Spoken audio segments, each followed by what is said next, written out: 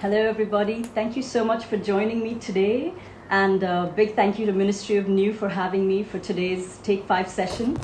The topic for today is 5 hacks to increase your productivity, or hacks to 5x your productivity. But I'm going to give you a qualification right at the start. I'm going to treat hacks not so much as shortcuts, but actually as a way to hack away at the clouds in our head, at the confusion in our head, at all the noise in our head.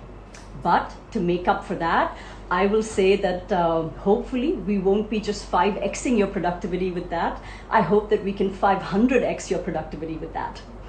So before we can go on, for those of you that didn't get the memo, I'm Sandhya Krishnan. I'm a wellness, productivity, and mindfulness coach. I work with young professionals, help them sort through limiting beliefs, help them find true purpose in their life, and create a plan and accountability for them to see it through. So that's what I do for a living. I also have a YouTube channel. You can just look for me. It's by my name, Sandhya Krishnan. That's what I use to help young people. I also answer questions there. And that goes for today's session as well. Questions are most welcome. So we're going to get a little philosophical on this session, but this is practical philosophy. Okay, this is for actual living, and it is for us to thrive. So shall we get started? Thank you to everybody that's joining in. I hope you enjoy the session. Okay, what I wanted to start talking about first was the idea of work. All right, the definition of productivity itself. It's changed so much over the years. When we were just hunter-gatherers, it meant just kill, eat, sleep, and repeat. And then it was only like 20,000 years ago or so that we became agrarian, and we started following like slightly more strict schedules in our lives. But they still had to do with our day, night, and we'd sleep when it was dark because there was nothing to keep us awake beyond that. Surprisingly enough, it was not more than 260 years ago with the industrial age that we began to be so tyrannized by the clock. And that was because factories ran, and factories had to have shifts. The typical shift ran for between 12 and 16 hours, and workers were simply overworked. They lived in absolutely horrendous conditions. They had no rights. They had poor health. They died early. And it was actually Henry Ford that brought in the 9 to 5, the 8-hour day. This was actually created to bring in better conditions for workers. And this also coincided with advances in science. And, we ended up actually becoming so much more productive, so much healthier. We lived longer. We found so much meaning in our lives. And for some reason, we seem to have gone back to 260 years ago. We now are completely connected all the time. Our shifts are between 12 and 16 hours, if not longer. And we simply feel overwhelmed. We get burnt out. We have midlife crisis.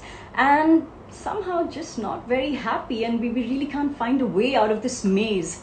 So that's kind of what I'm hoping that we can do here, that we use this time of self-isolation to retreat a little bit. The way I visualize it, it's like a catapult, because I am 6 years old in my head and I love toys. So we're gonna withdraw a little bit, retreat a little bit, pull our catapult, steady it, and release so that we can go long and far. And surprisingly, when you do that, when you have your strength, when you have your clarity, work doesn't become a chore anymore. In fact, we have a philosophical saying from India that says intense work is rest. And if you think that was a concept that existed 3,000 years ago, there is still the Vedanta Academy outside Mumbai where they have like a 3-year course, no Sundays, no holidays, but it is complete enjoyment, it is complete fun, and no, there's no TGIF either. Okay, so how do we get to that place where we enjoy everything that we're doing, and that we're also able to work intensely without exhaustion? And what would ever make us do that? Why can't we just stay in bed and watch Netflix all day? That would be fun as well, right? We'll cover that. broadly, the 5 aspects that I'll be covering in this talk, it's a lot. If you do have a way to make notes, take down a few key words. They exist somewhere in cyberspace, but if you look at them a little deeper, you could find that meaning for yourself, but you're unlikely to find it in like short articles or on YouTube channels because it's probably won't come under the head productivity there. Broadly, number 1, we're going to be evaluating your present, uncertain as it is, and making friends with that and just accepting that. Number 2, it's about finding your true motivation, okay? And we're going to have a fun exercise to do that as well. Number 3, authentic goal setting. Again, probably not something that B School will tell you, but trust me, you'll actually discover a universe that in which a lot of people exist that are following this sort of these sort of goals. Once you enter that space, I actually got in. Oh wait, let me finish 4 and 5. Number 4 is building resilience to actually embark on this journey, okay? Because there are going to be storms. You can take that for granted. You can take that as a surety, and we've seen what's happening right now. We don't want to get blindsided. So how do we prepare for this journey of intense work? Number 5, how you actually get down to the business of work. So these are broadly the areas we're going to be covering. And I got inspired actually to discover this route in life when I was thinking of going for a run for the first time in my life. And I was up at 4 o'clock and I suddenly realized there's a whole world, there's a whole universe that's up and operating at this time of day. And you know, it's the time when I thought we were more sleepy and most of the world was in bed. Most of the world probably is. But there does exist these small communities that are operating not like rats in a race, not with this sort of sense of herd mentality that most people have.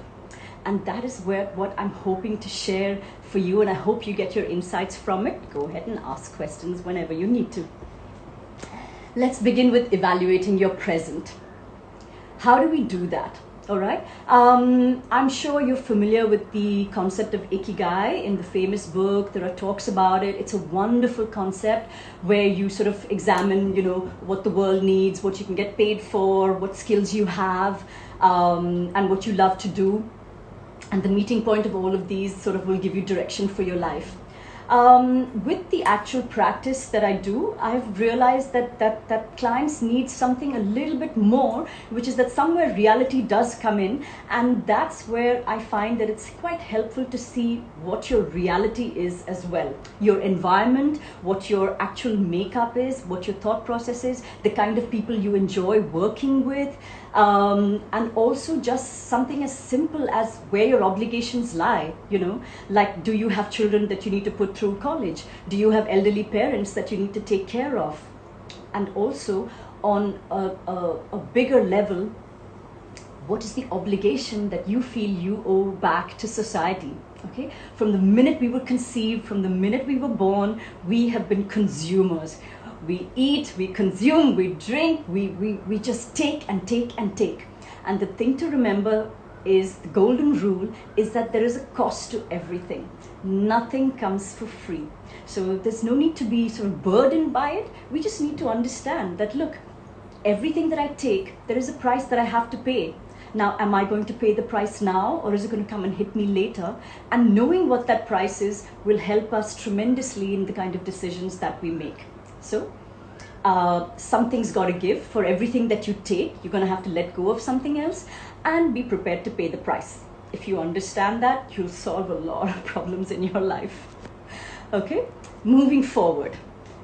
Hello guys, thank you for joining in. Finding your true motivation. And this was the fun exercise that I promised you. Motivations can be broadly primary or secondary, all right? Primary motivations are those things that we do just for the joy of them. There are some people that are lucky enough to know what those are right off the bat. There are people who love painting, there are people who love to play music, some people love a sport. But I would say also that try and look beyond that. what is that moment in which you're perfectly happy, and this is a little different from actually sitting passively in front of a screen, passively absorbing entertainment. What are those moments when you feel most at bliss, when you feel like, you need nothing more from life in that instant? That's often why we also feel that about sport, because in that moment, really, our thoughts are down to, let me catch that ball, or in my case, let me evade that ball so it doesn't hit my head. But more importantly, it's not our daily worries that are forefront on our mind, no matter how heavy they are. And the exercise to do that is to go back to when you were a child. Because when we are children of like 4, 5, 6, we are our primary selves. We are in our element, our essential nature. Excuse me. It's after this time that we start learning our secondary behavior. For example, if I do this, I will not get into trouble. If I do this, I will get accolades. If I do this, I will achieve something else that I want. But that's not really the thing. You're doing it to achieve it. You're not doing it for the joy in itself. And unfortunately, many of us pick these secondary socializations in order to pick our careers, because our dad did them, because it's what's going to earn us a lot of money, it's what's going to get us all the good things that everybody else says that we must have. And typically, a midlife crisis is that point in your life when you realize that something in your life is missing, and that you just don't feel like yourself. And the question you're asking yourself is, do I want to live the next 40 years like this? So a midlife crisis is not a bad thing. It's a great wake-up call. If you are going through one, it's your opportunity to sit back again, pull that catapult back a little bit, and try and understand who you are, so that you can launch yourself forward in a far more meaningful way. If you do not exactly remember what you were like as a kid, the kind of things that you enjoyed doing, and also if for any reason you've sort of blocked that part of your childhood out for painful reasons, or put a filter on it and sort of view that whole period as something with a particular color to it, then it does help to ask people who knew you at that time, and to ask them what they saw you doing, and what they saw you as a person as. I asked my mom, and I was surprised when she told me that, you were always taking care of people, making sure that the kids who got left behind at school, somebody had come to pick them up. You were playing mom to everybody. And I was like, oh my God, that's not how I remember myself. But today, choosing a career finally that gives expression to that has made me, I hope it's more than 5x productive than I ever was. The rest of my career I'll call very busy, but not necessarily productive. All right, number 3, authentic goal setting. How do you pick your goals? Okay, do we want to go into why we need goals? Why can't we just chill, go with the flow, go where life takes us? That's a whole different topic in itself, but long story short, random inputs usually give us random outcomes. Also, again, we get blindsided a lot faster by things, because we're not able to look enough into the future to see the longer term consequences of just our own of our own actions. Forget anything else that happens in the world. Also, I'm a science lover, so there's a concept which I often refer to, and that is called the half-life of things. Everything in the universe, everything in nature deteriorates just left to itself. Okay, so if you know for sure that if you just sit down in a couch, in 3 months you are going to become a couch potato, and that's deterioration. So we need to actually work to counter these forces. Again, it's nothing really to be alarmed by.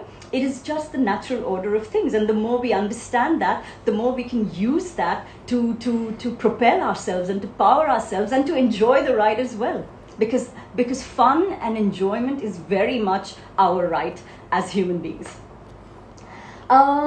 In terms of goals, how do we pick a goal? Do we want to pick a particular position? I want to become a CEO. A particular number. I want $500,000 in my account. I want a Lamborghini, there's no judgment on any of the goals. I hear your question about going back. I'm so sorry. I'll do that later. This live session will also be available as a story, and I'll make sure I put it up on my handle as well. I'd like to stick with the flow if you don't mind. So the question is there a good or a bad goal, and how do you actually find what the most authentic goal is now that I know my present and now that I know myself a little better? Easy answer. Again, I'll go back to a childhood analogy. The way I think of it is, if you can make your goal as far reaching as possible, again, created in with a sense of service to as many people as possible, those then become your anchors. I often used to think about it as, my God, and this is going to be like the strangest philosopher you ever met, like Spider-Man shooting a web out of his wrist, and the web just spreads and sticks on to like 5 different points, and that then becomes strong enough to hold his weight. So the question that you need to be asking yourself is, how wide can I spread my net such that it becomes absolutely stable? Is my goal going to be so selfish and so much only about myself, as big as a basketball, and that's what I'm going to have to balance on for the rest of my life? Someone can easily come and kick it away, the basketball can roll, I can slip, fall over, it's going to be nobody to pick me up. Or do I want to make my goal so strong, one, that it's not going to get shaken off easily, 2, that other people are going to be attracted to join in this with me? And you know what happens when several people join in together and are on the same frequency, on the same beat? It creates resonance. And resonance is, again, not 5x, not 10x. It could be, like I promised you, 500x of the effort that you put in, simply because so many people are aligned to the same cause that you are. So, for practical questions, how do we do this? Yes, the basketball. Take whatever your interests are. Okay, say I like business. All my goals don't have to be about being in an NGO or doing only social work. Say I'm really good at business. I can either articulate my goal as, I want to reach 10 million, or I can say I would like to create a business that brings in 100,000 ventilators for my country, to serve my country. Okay, the difference between the two is not that there's anything wrong with the 10 million at all. Money is not a bad thing, but the pursuit of money, and this is what all of our philosophies tell us, makes our base a little shaky. Okay, what happens this way is that I'm going to start looking out for ventilator vendors. I'm going to start trying to make connections. I'm going to tell people about my goal, and it may not happen in exactly the way that I want it to, right? But I know that because I want to serve this many people in India that's struggling or whatever it might be, I will find a way to get there one way or the other. And secondly, also, like I promised you, there will be so many people that will align and give me suggestions, give me help, join in my cause again. It's like saying, do I want to do a fundraiser for buying a pair of Louboutins, or do I want to do a fundraiser for to create a community football field? Guess which one is going to get more funds? Okay, that's as simple as it gets. Again, keep in mind that there is a cost for everything. Nothing wrong with the Lamborghini. Are you willing to pay the price for it? And also to ask yourself, how long is this going to give you joy for? These are also helpful tips for you to pick your goals and see how wide-reaching. Again, wide-reaching doesn't have to mean not everybody has it in us to help 10,000 people. It comes more from a sense of service. I could just say, hey, I'm a mom, and my goal is to be in service. I want to be the best mother that I can be, which means that I see my child, and everything I do is for the best interest of the child, not for the aggrandizement of my ego, not to give the child everything that I never got, not so that I will be perceived as a good mom, not so that I have something to brag about. It could just be one person, but if your sense of service is complete, your satisfaction, your joy, your stress quotient, non-existent almost, because you have no vested interest in it anymore. There is no you. There is just the thing that needs to be done. How do we build resilience for all of this? Okay. This is where things start. Again, it doesn't have to be difficult. The answers, this is one of the more better known concepts, right? We are the instrument. Science now says that we can live to 115 years or more, really, and that it's only our lifestyle choices possibly that's stopping us from getting there. The question to ask ourselves is, do we want to spend the last 35 or 40 years of that in illness, in sickness, in dependence of others, and completely helpless? Or do we want to be having a party? Do we want to be having fun and go out with a blaze? And by party, I mean work. Intense work is rest. Intense work is play. It's fun. And for that, we need to work on the instruments that we have, which is our body, our emotions, our intellect, and somewhere, however you call it, our spirit. Okay? Everything that we consume builds who we are. So let's pay a little attention to what it is that we're consuming, not just what we eat, but what we're reading, who we interact with, whose company we keep, where we spend our time. All of this is building this vehicle that is going to be catapulted, hopefully very, very far into the future. So again, a topic in itself, but you get the basic idea of what this would involve. Emotional resilience is built up by learning to comfort yourself, also being able to manage our emotions, to be able to accept and to give support to others. Again, the minute you're giving support to somebody else, it takes the attention away from your own sadness, your own problems, your own petty ego. So these are all, and of course helps prevent or delay Alzheimer's, dementia, and a whole bunch of other diseases. Intellectual resilience comes from, again, deflating the ego, and the easiest way to do that is to always have a learner's mind, or as they say in some philosophies, the beginner's mind. It's the difference between coming into this live session saying, okay, let's see what she's going to say to me that I don't already know, versus saying, hey, let me listen to it as if I've never heard any of these things before, and trust me, nothing I'm saying is original. It's at least 3,000 years old.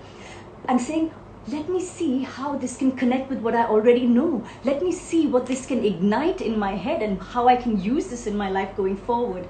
That is the beginner's mind, and that's what I invite you to bring to everything that you are a part of. Also, the best way to kill cynicism. And a spiritual resilience is built. It's essentially your moral compass. It's going to help you make choices. Again, never before in the history of mankind have we had to make so many choices in one day. We have access to, we have choices about food, we have access to who we want to befriend, who we want to date, who we want to sleep with, who we want to party with. And these are massive, massive choices, and they can sometimes overwhelm us. The simple answer is, how are you going to make choices that are going to take you in the direction of your goal? How are you going to make choices that are going to be in keeping with what you stand for as what is important to you? That is your morality. And guess what? When your morality is in alignment with larger values that the world seems to be living by, and I don't mean that of a particular culture or a particular religion, but just natural laws of the universe, those are called the pillars by which the world operates. That is the definition of dharma. Your morality aligns with the morality of the world, of the universe, of everything that you can see in physics, chemistry, and natural world. You are in dharma. You are in your flow. It is that simple. Doesn't have to be any more mystical than that. Finally, the question, what was point number 5? Deep work. How do we actually get down to the business of work? Now that you have your goal, we know all the productivity hacks of breaking it down into bite-sized pieces, blah, blah, blah. Not going to go there now. But the fact is that we need to actually get down to the work of it. And for that, we need to separate deep work from shallow work. Many of you may have heard of Cal Newport's fabulous book called Deep Work, in which he talks about this in great detail. I'm not going to get into the details of it, but what I will give you is 4 rules for execution, actually. We need to understand what is taking us forward. So therefore, we need to have certain metrics or certain sort of checklist for ourselves. The first is focus on what is important. Okay, there are 100 things that we have to do, especially now in times of work from home. It's really come down to a choice of, do I run out now and grab my vegetables, or do I work on the book? But also understanding what is the thing that you need to do. Yes, we do need to run out to buy vegetables, but the work that you've chosen for yourself, say maybe I have said that I will write a book in this year. So every day that I spend not writing that book and doing everything else that keeps me busy is time that I'm not focusing on the thing that I need to be doing. So remind yourself of that every single day and have clarity about that. Number 2, give yourself metrics for success. Okay, this is where evaluation becomes very, very helpful, because we can only make progress with little steps. It's like a mountain that you're going to climb, and the only way you can get from bottom to the top is by actually moving your pickaxe forward, right? Not to just have it standing in one place or meandering off to look at beautiful floral valleys along the way. Which is not to say you shouldn't do that either. We are spoiled for choice, that is correct. So the way to do that is literally to ask yourself, again, I'll use the example of a book. I wrote a book. I just finished writing a book, in fact, about all the things that I'm speaking of now. And I said to myself, listen, I only have this much of time. I'm going to make sure that I get up at the same time every day. And my goal was 700 words a day. Now, that's a very finite metric. It's like a salesperson. You can do all the drama and all the social media posts about how fabulous your company is, but it comes down to how many sales calls did you make today, how many follow-ups did you do today, how many deals did you close today. Okay, so that's a very, very specific metric. Number 3, keep a scorecard. Again, this helps us know where we are in a timeline progression. All right, are we going too slow? Do we need to speed things up? And sometimes we do need to do that. We do need to take detours for our personal lives, for our mental health. Things don't always go exactly in a straight line. In fact, they shouldn't. It's such a fallacy to think that they should. But to know that you're somewhere on track, or even if that means to sort of change your goalposts a little bit, but not to get derailed. And that's why keeping a timeline scorecard. Okay, this is 1 month, I've done this much. Okay, that tells me how much more I can finish in the next 5 months, and therefore it tells me by when this project will be over, and therefore it tells me when blah blah blah, whatever that has to follow. Number 4, create accountability for yourself. Now, this is something that will operate not just for your personal project, but even as far as the building resilience that I was talking about. One of my favorite examples is this is really the last point that I have to make, is a yoga teacher who told me that when you need to start off, you need to have a teacher who's going to beat you to do it. Okay, that's how you get out of bed and start the actual practice. Easiest way to do it, and for those of you that are at the Ministry of New, you have a wonderful opportunity to create accountability partners for yourself. It doesn't have to be somebody that's doing the same sort of job that you are. It literally is finding a buddy to say, hey, listen, I have a project that I'm working on. Is there anything that you're working on? Can you get onto this with me? Every morning, just check in with your buddy and say, okay, today my goal for today is XYZ. I'm going to be spending this many hours on this many hours. However, it doesn't have to be hours. It can be the metrics that you choose, and every person is unique, but define it. And at the end of the day, check back in again with your partner. Now, it's no magical recipe. It's all of these little things together that actually creates this. But I will leave you with a line from a fabulous woman that I had the privilege of doing being in a retreat with, a meditation retreat with. She's the Surgeon General of California. She's got a fabulous TED Talk. Her name is Dr. Nadine Burke Harris. And okay, she does like 10 other things. If I go into all of that, it'll take another 10 minutes. But she said, and I'm going to misquote her, I'm sure. She said, I would rather work at 80% and continue my work and reach and continue work towards my goals for the next 20 years than work at 100% and burn out in 5 years. So, very powerful statement from a very powerful woman. I'd rather work at 80% and work towards my goals for the next 20 years than work at 100% and burn out in the next 5 years. And that is what I would like to leave you with. I hope this has been helpful. Thank you so much for joining me. If you have any questions, I will take them now. Could I get the questions on WhatsApp as well, please? If you have questions, go ahead, and thank you. I'm so glad you liked it. Okay, excuse me, you there? Can you open this, please? Thank you. So one of the questions that I do get quite often is the pursuit of money bad? Okay, I said this before as well, that money, there is no good and bad, and the less we judge things as that, we take a lot of pressure off of ourselves. In fact, a lot of the work, and in fact a lot of the hacks that I'm hoping will happen for you in your lives, is to just get rid of all of these notions, the I shoulds and I oughts, and this is good and this is bad.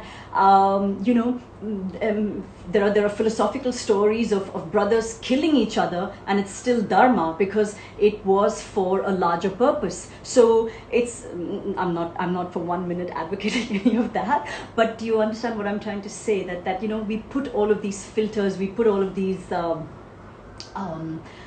unnecessary pressure on ourselves. We should take to work. Another sort of question that I get quite often is about people getting overwhelmed by work. Typically, that's who I have coming to me as in my coaching practice. And again, another philosophical quote is, "Take to work like a prince does to hunting." Okay, so again, not endorsing hunting, but the point being that somebody like a prince doesn't need to hunt in order to feed his family. He does it simply for the pleasure of it. And he sees that killing or not killing on a particular day is not going to break his world. The fact is that if we disappeared tomorrow, or if something happened to us, the world would still go on. And so if we go with a sense of lightness, we'll also go lighter over all the hurdles over us, because we know that at the end of the day, we're just here to do our best. We're just here to serve. Are we our toughest judges? Well, I'm going to say we is actually a little complicated. We is not just we, the child who's carefree, playful. We is also all of the values we've inherited from our parents, from our society, from our peers, possibly from our ancestors even. So there's the weight of all of that on us as well, that could potentially be sitting in judgment, or could also be there to cheer you on. You can choose how you want to look at it. How do you work? How do you do work that you don't like? You were hired for something, but you do end up doing something different. This is the tough one, but again, if you're broadly working in the direction of your goal, if you know what your big goal is, then the small stones, your petty likes and dislikes will not come into the picture, because your focus is so far at the end of the road, not so much in the result, but that in the road that you can see ahead of you. You won't even notice the little pebbles. That same pebble that's going to poke somebody else, that's going to trip somebody else off, you merely skim over, because your bicycle is fully pumped with air and you're just shooting ahead. So it all comes down to understanding, and of course building that resilience within yourself. That also helps you. That's also pumping air into your bicycle. That's going to help you fly over all of these petty obstacles. My thoughts on long-term versus short-term planning, valuable, uncertain. Simply put, have a long-term goal and then don't worry about it anymore. It's kind of like a goal post. It's there, you know it, but what you need to concentrate on is just what you need to do today. Hey, I need to get up. What do I need to do today? And be excited about that. It is that simple, because you only have a right to your choice of action. You do not have right to the fruit of your action. What eventually happens is not in your hands. All you have is today and to make the right choices. What is your advice on guilt that comes from not being productive all the time? Productive all the time? Intense work is rest, remember? You can be and building this resilience within yourself, emotional resilience, also involves making contacts, making social connections, spending time outside of your area of work.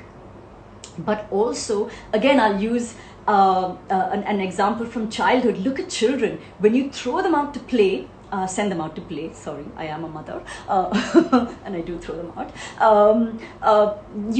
They go lie in the grass. They have no particular agenda. And think of it. Think of yourself on holiday. You're lying on the beach. You're looking at the clouds. You see shapes in the clouds. Suddenly, the shapes start to make sense. Suddenly, you make certain connections, and then you go to sleep, and you wake up with a brand new idea. So all of this is very much a part of the productive process. You have to understand that and appreciate that. The old ideas of being connected 24/7, to be constantly available, that's all part of the rat race. And you know how the saying goes, right? You might win the rat race, but you'll still be a rat. Okay, did I miss any questions in between? I'm sorry if I did, but if that's it, shall we wrap up for today? Again, thank you to everybody that joined me, and be well, all of you. Stay safe, and I think it takes very few of us with a positive mindset, with positive outlook, to actually create big change, not just for ourselves, but for the world. And if you're worried about the world, I will just say, start with yourself. When you make the change within yourself, I think Gandhiji, so many people have said that, be the change that you want to see, and change will necessarily follow. If creativity doesn't make money, is it still productive? Again, this is sort of why I don't. Okay, let's talk about it this way. Creativity is how you define it as well. You might have an interest or a skill or something that you like doing, may not be the entirety of you. All right. So if you like painting, for example, do keep in mind some of the most successful people on the planet do spend and do take a lot of time to do the things that fuel this creativity within themselves. There's a story about the physicist Richard Feynman, who got an idea for one of his most famous theories just from the spinning of a basketball or a plate, I'm not sure, but something was spinning at the tip of someone's finger, and that's how he got his ideas. So creativity, it depends on, do you want to make that your career? In the long run, it's nice to be able to fit it into your life in one way or the other, and just by accepting that this is a part of you and bringing it into your life in some way, you'll actually start seeing connections. And invariably, if not now, there will be a time when it integrates, there will be a time when it leads your career, and it could be the one. If you are in your creative flow, let me put it this way, you can reach, it's like having a tailwind. It can take you farther than any other secondary skill that you can develop. That is the law. Now, it depends on what your metrics for success are. The famous painter Gauguin may have died penniless, but did he live a happy life? You're going to have to ask Gauguin that. So it's a tougher question. It was a good one, but I hope I've done some justice to it. And yes, absolutely, Marlies. It also gives you energy. Like I said, it's that tailwind, because the alternative is literally like you're grating against, like your cheese, and you're going against a grater all the time. It's slowly going to wear you out, wear you down into nothing. So think about if you want to end up as a stub, or if you want to be that free bird, on a wing. A lot of what we think are must-haves in our life, we can really relook and question. Do we need the fancy lifestyle? Do we need a farmhouse in Karjat? Do we need to take foreign holidays? We often have all, keep in mind, this is all socialization. We don't need any of these to be happy. You can make your choices consciously, and that will determine, your choice determines your life.